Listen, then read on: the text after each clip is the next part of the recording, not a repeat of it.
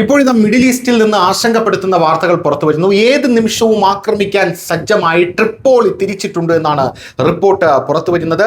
നാവികസേന, അതായത് ആധുനികമായിട്ടുള്ള നമ്മുടെ നാവികസേന, ആ നാവികസേനയുടെ ചരിത്രത്തിൽ തന്നെ പുതിയൊരു അധ്യായം കുറിച്ചുകൊണ്ടാണ് USS ട്രിപ്പോളി എന്ന ഭീമൻ യുദ്ധക്കപ്പൽ പശ്ചിമേഷ്യൻ കടലിലേക്ക് നീങ്ങുന്നത് എന്ന റിപ്പോർട്ട് പുറത്തു വരുന്നു. വെറും ഒരു പടക്കപ്പൽ എന്നതിലുപരി ഈ കപ്പലിനെ കുറിച്ച് മനസ്സിലാക്കാൻ ഒരുപാട് കാര്യങ്ങളുണ്ട്.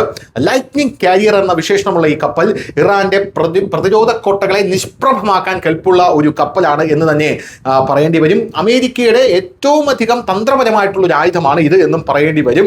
USS ട്രിപ്പോളിയുടെ ഏറ്റവും വലിയ സവിശേഷത എന്താണ് എന്ന് നമ്മൾ ആരോടെങ്കിലും ചോദിച്ചാൽ അതിൽ വിന്യസിച്ചിരിക്കുന്ന F-35B ലൈറ്റ്നിങ് 2 സ്റ്റെൽത്ത് വിമാനങ്ങളാണ് എന്ന് പറയേണ്ടി വരും.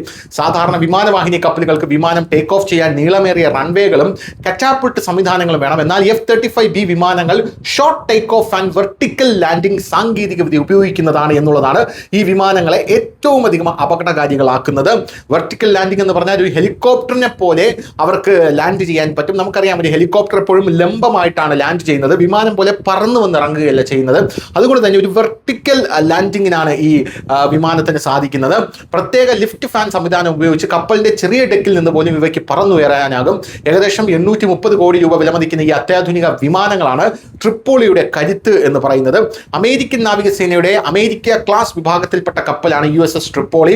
പരമ്പരാഗത യുദ്ധക്കപ്പലുകളിൽ കാണാനുള്ള വെൽ ഡെക്ക്, അതായത് ചെറു കപ്പലുകൾ ഇറക്കാനുള്ള സൗകര്യം ഇതിൽ ഒഴിവാക്കിയിരിക്കുന്നു. ഇതിനു പകരം വിമാനങ്ങൾ സൂക്ഷിക്കാനുള്ള ഹാങ്ങറുകൾക്കും ഇന്ധനത്തിനും അറ്റകുറ്റപ്പണികൾക്കുള്ള സ്ഥലവും വർദ്ധിപ്പിച്ചിരിക്കുന്നു. ഇതിലൂടെ ഒരേ സമയം 20-ലധികം F-35B സ്റ്റെൽത്ത് വിമാനങ്ങളെ വഹിക്കാൻ ട്രിപ്പോളിക്ക് സാധിക്കുന്നു. ഈ പ്രത്യേക കോൺഫിഗറേഷനാണ് നാവികസേന ലൈറ്റ്നിങ് കാരിയർ എന്ന് വിളിക്കുന്നത്.